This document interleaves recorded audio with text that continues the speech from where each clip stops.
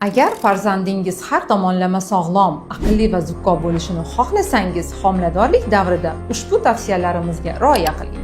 Eng avvalo, telefonlardan imkon qadar uzoqroq bo'ling. Ko'p vaqtni ekran qarshisida o'tkazish onani charchatadi. Bolaga esa tinchlik emas, stress yetkazadi. Badiiy, adabiy va ruhiy tarbiyaviy kitoblarni ko'proq o'qing. Onaning o'qigan har bir yaxshi so'zi, ijobiy fikri bolani qalbiga yoziladi. Toza havoda sayr qiling. Ertalab va kechqurun 30 daqiqalik yurish kislorod, tinchlik va sog'lom rivojlanishning eng yaxshi manbai hisoblanadi. Bahslashish, xafagarchilik va stressdan uzoqroq bo'ling. Sokin, tinch, mehrga to'la onaning bag'rida ulg'aygan bola aqlan ham, ruhan ham kuchli bo'ladi. Uyquga e'tibor bering. Soat 22:00 gacha uyquga yoting. Tinch, sifatli uyqu bolaning miya faoliyati va o'sishiga kuchli turtki beradi. O'zingizni har kuni yaxshi so'zlar bilan ruhlantiring. Men sog'lomman, farzandim baxtli, aqlli va tinchlikda rivojlanmoqda.